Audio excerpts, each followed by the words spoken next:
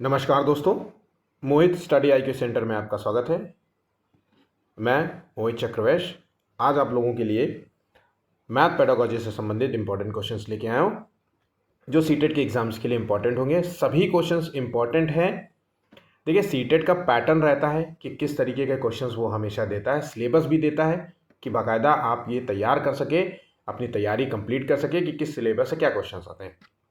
तो उस सिलेबस को ध्यान में रखते ही मैंने जो है इन टॉपिक से क्वेश्चंस दिए हैं, ठीक है। तो इन चीज़ों को ध्यान रखिए। अब जैसे मैंने कोई क्वेश्चंस दिया है, मान लीजिए परसेंटेज से रिलेटेड, तो आपको ये आइडिया मिल जाएगा कि परसेंटेज के क्वेश्चन आते हैं। तो इसलिए इस पेपर के बाद अगर आपको जो है मैथ सॉल्व करनी है या कहीं पे भी परसेंटेज के कोई क्वेश्चन दिखता है तो आप उसको ज़रूर से ज़रूर लगाइए, ठीक है। तो आइए शुरू करते हैं। वीडियो अच्छा लगे तो प्लीज़ वीडियो को लाइक ज़रूर करिएगा। 40 लाइक्स का टारगेट है लाइक मोटिवेशन के लिए, ताकि हम डेली आपके लिए इसी प्रकार से नए नए क्वेश्चंस लेकर के आते रहेंगे। अपने दोस्तों के साथ ज़रूर से ज़रूर जो है इस वीडियो को शेयर कीजिएगा ताकि वो भी इस वीडियो का लाभ ले सके। और चैनल को सब्सक्राइब नहीं किया तो प्लीज़ चैनल को भी सब्सक्राइब कर लीजिएगा और आप हमें जो है कमेंट भी कर सकते हैं। चलिए, पहला क्वेश्चन है 1 सेकेंड। माहिम ने, या महिम क्या नाम है इनका, जो भी भाई साहब का नाम हो, तो महिम ने एक परीक्षा में 175 में से 126 अंक प्राप्त किए। इनका परसेंटेज हमें ये निकालना है। बहुत सामान्य सा क्वेश्चन है। हम रोजमर्रा में अपना जो है कहते हैं नहीं, हमारे इतने नंबर आए थे, इतने जो है इतने में से इतने नंबर आए, हमें परसेंटेज कितना हुआ तो ये पता होगा। तो ये हमें पता है कि परसेंटेज निकालने के लिए क्या होता है कि प्राप्त जो अंक होते हैं, प्राप्त अंक बटे कुल अंक जो है हमें करना होता है सिर्फ। तो प्राप्त हमें जो मिले हुए अंक कितने हैं, नंबर कितने हैं, तो 126 नंबर मिले। 175 में से इंटू 100, इसको मल्टीप्लाई, इसको अगर हम काटेंगे पीटेंगे तो 5 से इसको डिवाइड कर दो, तो कुल मिला के जब कटिंग पिटिंग करोगे तो 75% आंसर आ जाएगा। आंसर हो गया ऑप्शन बी, ठीक है।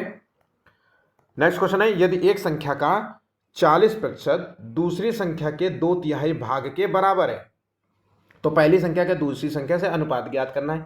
तो बोल रहा है एक संख्या का 40%, बहुत सामान्य सा क्वेश्चन है। ऐसे क्वेश्चन भर भर के पूछे जाते हैं। तो x हो गया, यहां पे मैंने संख्या मान ली x को।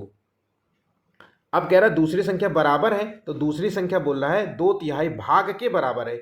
तो दूसरी संख्या मान लीजिए y, और y को 2/3 भाग के बराबर बता रहा था। अब इसी को सॉल्व कर लीजिए। 0 से 0, 2 2 4, 2 5 10। तो यहाँ x अपॉन y, इसको y को हमने यहाँ नीचे कर दिया है, तो 2/3 तो ये है, और यहाँ पे इसको उधर कर दिया तो इंटू 5/2। एग्जैक्ट ऐसे ही लिखेंगे, इतना तो बेसिक सबको पता होगा। आंसर हो जाएगा 4/15। तो यहाँ पे आंसर देखना है 4/15। 4/15 नहीं होगा, यहाँ 2 2 कट जाएगा, 5/3 होगा, माफ कीजिएगा, मैं कुछ और सोचने लग गया था। तो यहाँ पे आंसर हो गया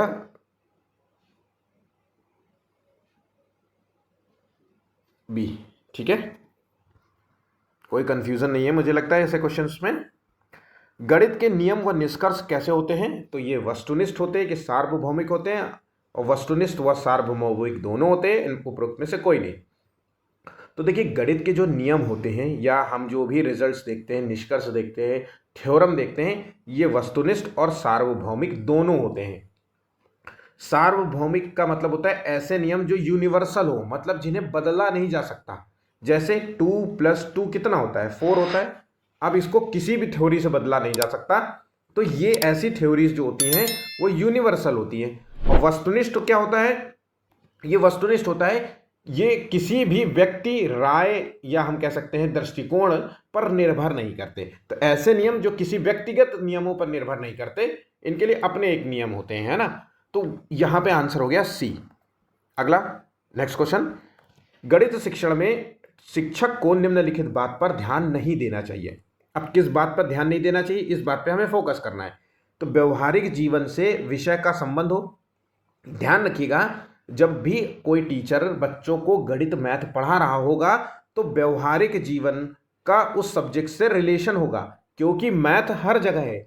भाई, दुकान में जाते हो, सामान लेते हो तो गणना करते हो, कोई घर में नाप नपाई करते हो तो गणना करते हो, हर चीज जो है गणना आधारित होती है। तो व्यवहारिक जीवन से आपके जुड़ा हुआ है ना, तो यहाँ पे ये तो बिल्कुल ध्यान देंगे।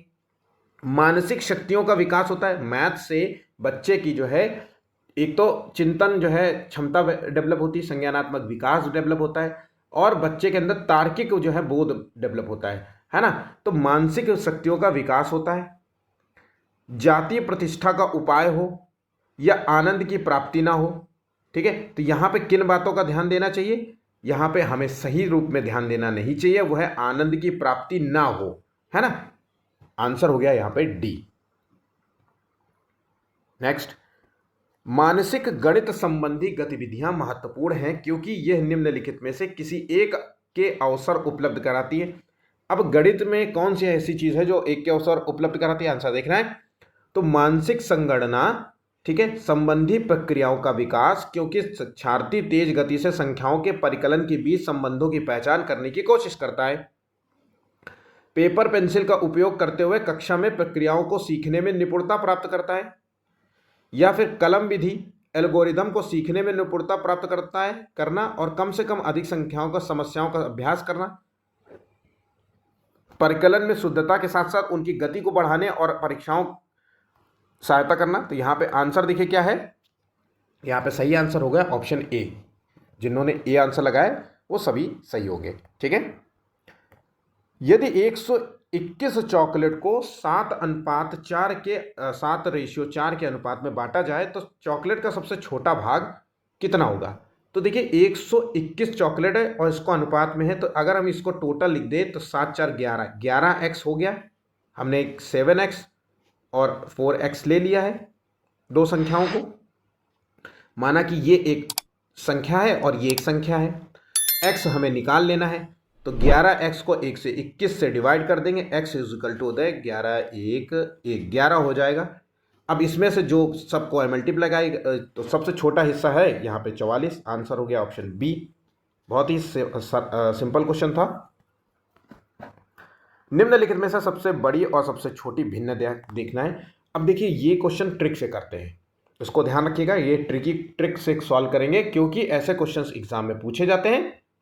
और जब ये आपको इस तरीके से फ्रैक्शन के रूप में दिखे तो आपको मेरे विधि से ही सॉल्व करना है। जिन बच्चों को पता है वो अच्छी बात है, जिनको नहीं पता है, जो पहली बार ये क्वेश्चन सॉल्व कर रहे हैं इस तरीके का, उनके लिए सारा आपसे सबसे आसान तरीका, संख्या को पहले जो भी उदाहरण में लिखा हो, क्वेश्चन में 3/4 लिखा है, उसके नियरेस्ट वाली लिखिए। इससे कोई फर्क नहीं पड़ता आगे पीछे, बस कंफ्यूज नहीं करेंगे, इसलिए क्रम से चलेंगे, ऐसे ही चलेंगे, है ना। एक दूसरे को मल्टीप्लाई करेंगे, एक दूसरे के साथ मल्टीप्लाई करेंगे। तो 3 2 5, 3 2 6, 6 बटे, यहाँ पे ऊपर वाली संख्या का मल्टीप्लीकेशन करेंगे तो 3 2 6, 3 इंटू 3 मल्टीप्लीकेशन 2 हो जाएगा, तो 6 हो गया, 6/4 हो गया, हम इसको ऐसे लिख लेंगे, और 4/1 इसे लिख लेंगे। तो देखिए ऊपर की संख्या का हम तुलना करेंगे, 6 यहाँ पे बड़ी है, इसलिए हम कह सकते हैं कि ये इन दोनों संख्याओं में 3/4 जो है संख्या बड़ी है। बात समझ गए। अब हम 3/4 संख्या अगर बड़ी है, 3/4 संख्या हमें बड़ी मिल गई इन दो संख्याओं में, अब हम इसी बड़ी संख्या का 2/3 से तुलना करेंगे। तो 3 3 का 9 और 4 दूनी 8, 9/4 और 8/3 हो गया। तो इसमें से 3/4 फिर से बड़ी निकल आई, तो फिर से हम 3/4 को करेंगे 4/5 से तुलना। ये लो 4/5 लिख देंगे, 5 3 15 और 4 चौको 16। अब यहाँ पे संख्या निकल आई 4/5, क्योंकि 4 चौको 16 होता है, 5 3 15 होता है, तो यहाँ पे 4/5 अब संख्या बड़ी हो गई। अब हम 4/5 को तुरंत लिख लेंगे। अब देखिए ये बहुत आसान है, मैं ओरली चीज़ों को कर सकता हूँ, लेकिन आपको समझाने के लिए लिख रहा हूँ। अब 6/7 से तुलना करेंगे, 7 चौक 28 और 6 पंचे 30, तो अब इसी में यहाँ पे संख्या ये बड़ी निकल आई। अब इसकी तुलना जो है हम 6/7 और 5/6 से करेंगे, 6 6 36 और 7 पने 35, यहाँ 35 हो गया और यहाँ 6 36 हो गया। तो कुल मिला के जो संख्या निकल आई वो 6/7 जो है बड़ी संख्या है, ये हमें निकल आया। अब हमें छोटी संख्या निकालना है, तो सेम प्रोसेस, 3/4 में 1/2 में जो कौन सी बड़ी संख्या थी, कौन सी छोटी थी, तो इसमें ये छोटी थी। तो अब हम तुलना यहाँ पे 1/2 से करेंगे, सेम चीज़ 2/3, तो यहाँ पे 3 हो गया, यहाँ पे 4 हो गया, इसका मतलब है 2/3। इसी तरीके से हम यहाँ पे ऐसे क्वेश्चंस को सॉल्व करेंगे। ठीक है, तो यहाँ पे इसमें से छोटी कौन है, तो 1/2, यहाँ पे छोटी संख्या निकल आई।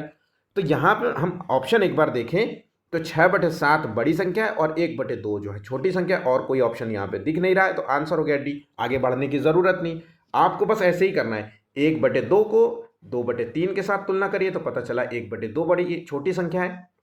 फिर 1/2 को 4/5 के साथ देखेंगे तो 5 और 4 2 6, तो 1/2 है। फिर 1/2 को 6/7 के साथ तुलना करेंगे तो जो है आप बस देखेंगे कि ये फिर से छोटी संख्या है। ऐसे ही करके आप जो है आंसर निकाल लेंगे, ठीक है। नेक्स्ट क्वेश्चन है, गणितीय अध्यापन को प्रभावी बनाने के लिए निम्नलिखित में से कौन सी विशेषताएं नहीं है। तो यहां पे देखिए 8वें का क्या है, प्रतिदिन के अनुभवों के साथ संबंध स्थापित करना। बिल्कुल सही है, जो भी डेली, क्योंकि जो भी आप कर रहे हैं, जो भी सीख रहे हैं, वो सब कुछ गणित में अप्लाई होता है, इसलिए कहा जा रहा है कि प्रतिदिन के अनुभवों के साथ संबंध स्थापित करना यहां जरूरी है। मैथ में एक ही संकल्पना के लिए विभिन्न जो है शिक्षण अधिगमों का प्रयोग करना जरूरी है। बिल्कुल सही, एक नई संकल्पना का परिचय देते हुए समय के नियम का कठोरता से पालन करना, यहाँ पे यही चीज गलत है। यहाँ पे आंसर हो गया, बाकी सभी सही होंगे लेकिन यहाँ पे सी गलत होगा। नेक्स्ट क्वेश्चन है, निम्नलिखित में से कौन सा कथन राष्ट्रीय शिक्षा नीति 2020 के अनुसार सही नहीं है, असत्य है। 9वें का आंसर देखते हैं। तो यहाँ पे नीति, जो राष्ट्रीय शिक्षा नीति के अंतर्गत स्नातक पाठ्यक्रम में मल्टीपल एंट्री एंड एग्जिट जो है व्यवस्था को अपनाया गया है। ये सीटेट का पूछा गया क्वेश्चन है, ठीक है, क्योंकि मैंने वहीं से उठाया ये क्वेश्चन।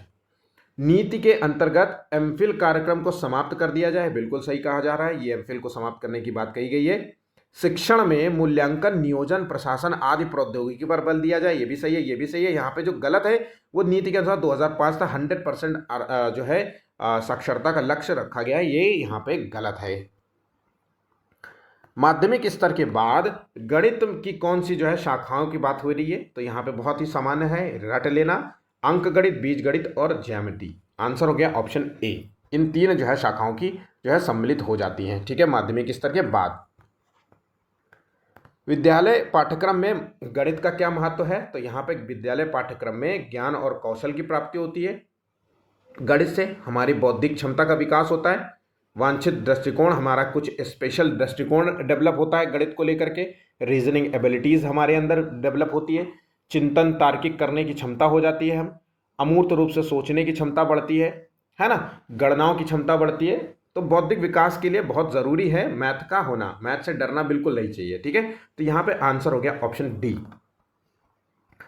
राष्ट्रीय पाठ्य चर्चा की रूपरेखा 2005 पर बल देती है। मैंने आपको कल ही परसों जो है एनसीएफ का पूरा कंप्लीट वीडियो दिया है, नहीं देखा है तो देख लो, जरूर से जरूर देख लेना, क्योंकि एक क्वेश्चन नहीं मिलेगा आपको, सीडीपी में भी ये क्वेश्चन पूछा जा सकता है, ठीक है। यहाँ पे मैथ की जगह शिक्षण तकनीक का इस्तेमाल हो जाएगा, हिंदी में भी पूछा जाएगा, मैथ में भी पूछा जाएगा, ईवीएस में भी पूछा जाएगा। तो 4 जगह क्वेश्चन आ जाते हैं। ऐसा सच में कह रहा हूं कि कई बार ऐसा होता है कि 3-3 एनसीएफ से रिलेटेड क्वेश्चंस होते हैं। तो हम यहां ढूंढते हैं आंसर। गणित चयनित शिक्षार्थियों को पढ़ाया जाएगा, किस बार पर बल देती है। तो 12वें का यहां पे बिल्कुल, गणित में सफलता प्रत्येक बच्चे के लिए आवश्यक है। शिक्षार्थियों यहां पे किस चीज पर बल देती है, गणित चयनित शिक्षार्थियों को पढ़ाया जाएगा, नहीं, गणित में सफलता प्रत्येक बच्चे के लिए जरूरी है, ये हो सकता है। बच्चों की तार्किक गणितीय योग्यताओं के लिए पहले उनकी परीक्षा होनी चाहिए, तो बिल्कुल भी नहीं होना चाहिए। निम्न उपलब्धिकर्ताओं, मतलब ऐसे कमजोर बच्चों के लिए गणित पाठ्य चर्चा अलग होनी चाहिए, बिल्कुल भी नहीं। आंसर हो गया ऑप्शन बी। बहुत ही अच्छा क्वेश्चन है, ऑप्शन बी यहाँ पे सही होगा, ठीक है। उम्मीद है कि सभी बच्चों ने इसका सही आंसर दिया होगा। अच्छा, गणित की सर्वप्रथम जो है विकसित शाखा कौन सी है। तो देखिए आंसर है अंक गणित, सभी को पता होगा, अंक गणित सबसे पहले जो है विकसित शाखा मानी जाती है। आंसर हो गया ऑप्शन ए। गणितीय खेल और पहेलियां जो है किस चीज रूप में सहायता करती है। तो गणितीय खेल जो है हम मैथमेटिकल से रिलेटेड जो एक्टिविटी कराते हैं और पहेलियां जो है पूछते हैं बच्चों से, वो किस रूप में सहायक होती है। तो ये बच्चों के अंदर जो है सकारात्मक अभिव्यक्ति को विकसित करती है, बिल्कुल सही कहा। गणित और जो है प्रतिदिन विचारों के संबंध में स्थापित करने के लिए जो है ये पहेलियां काम आती है, खेल काम आता है। और मैथ को आनंददायक, बोरियत ना हो, आनंददायक बनाने में भी काम आता है, सबको मज़ा आता है इसको पढ़ करके, ठीक है। ऐसे एक्टिविटीज़ और पहेलियां करते हुए मज़ा आएगा। समस्या समाधान के कौशल को प्रोत्साहित करती है, बच्चों के अंदर जो है हुनर पैदा करती है कि भैया समस्या का समाधान ढूंढो, इस पहेली का आंसर ढूंढो। तो जो है अमूर्त रूप से सोचने के लिए भी बढ़ती है। तो आंसर हो गया यहाँ पे, आंसर हो गया बी। एक टीचर कक्षा जो है 4 के छात्रों को निम्नलिखित कार्य देता है। 25 टाइल को सभी संभव, ये याद कर लेना, अच्छे से तैयार कर लेना। तो 25 टाइल को सभी संभव आयताकार व्यूहों में व्यवस्थित करना है। इस कार्य से निम्नलिखित में से कौन सा गणितीय अवधारणाओं को संबोधित किया जा सकता है? तो यहां पे देखिए क्या चीज है, 25 टाइल है सिर्फ केवल, और आयताकार समूहों में जो है व्यवस्थित करना है। तो पहले तो 25 का गुणनखंड करो, क्योंकि आयत की लंबाई और चौड़ाई होती है ना। आयत का एक अपना पैमाना होता है, तो लंबाई और चौड़ाई, तो लंबाई और चौड़ाई में बांटो। तो 5 × 5 हो जाएगा, 5 25 हो जाएगा भाई, 5 25 हो जाएगा। तो यहां पे पहले तो लंबाई हो गई 5 और चौड़ाई हो गई इसकी 5, ठीक है।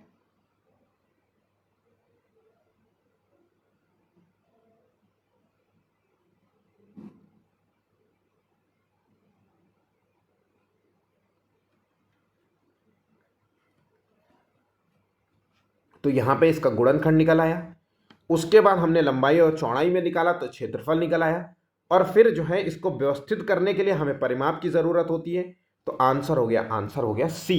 बहुत ही आसान था, 2 आंसर भी जिसको पता होगा। ये तो बेसिक था कि भाई हमें गुणनखंड तो निकालना ही पड़ेगा, तो गुणनखंड एक ही है और बाकी में तो कहीं पे दिया ही नहीं है, तुरंत जो है कटपिट कर दो। आंसर हो गया ऑप्शन सी, आगे बढ़ने की जरूरत ही नहीं पड़ी।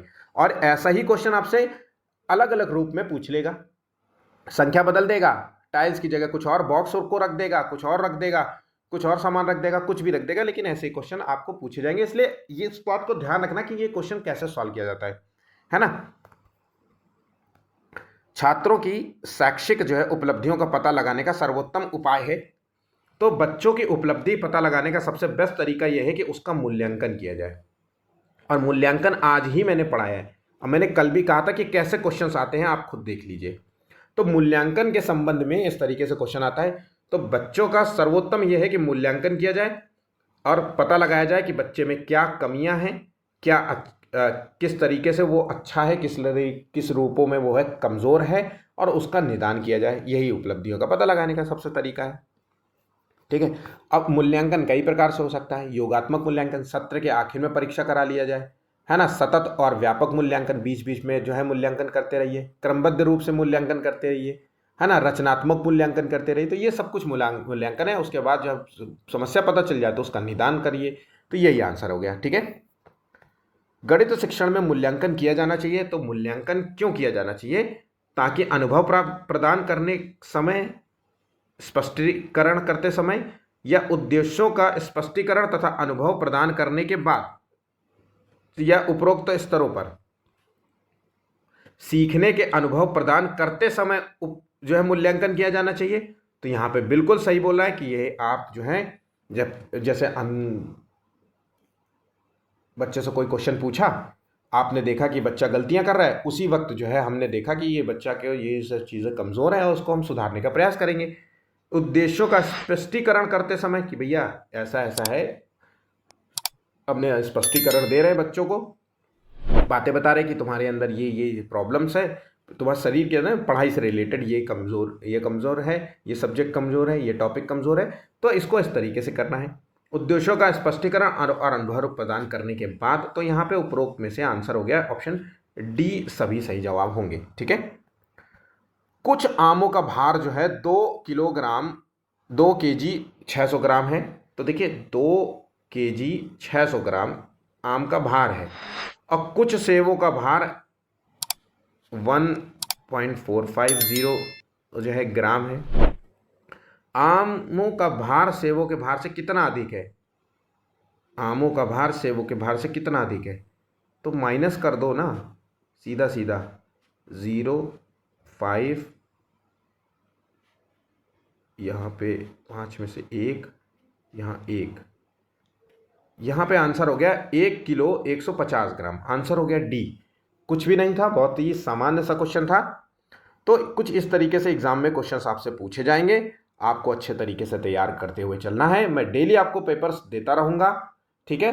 सीटेट के संबंध में आपको सारे पेपर मिलेंगे। अब मैं जल्द ही आपको टेट से संबंधित वीडियो भी प्रोवाइड करने लगूंगा, क्योंकि बहुत सारे लोग जो है चाहते हैं कि मैं टेट के भी वीडियोस जो है अपलोड करना शुरू करूं, तो मैं वो उसको को भी करने लगूंगा। कल जो मैं आपको वीडियो जो है प्रोवाइड करूंगा वो सीडीपी के संबंध में, अधिगम विकार से संबंध में होगा। उससे आपको 1 से 2 क्वेश्चन जरूर देखने को मिलेंगे, इसलिए उसको टॉपिक को जरूर से जरूर तैयार करिएगा, छोड़िएगा बिल्कुल भी नहीं, उसका नोट्स भी बना सकते हैं, ठीक है। तो वीडियो अच्छा लगा हो तो प्लीज़ लाइक ज़रूर करिएगा, शेयर कीजिए अपने दोस्तों के साथ, और चैनल को सब्सक्राइब नहीं किया तो प्लीज़ कर लीजिए। धन्यवाद।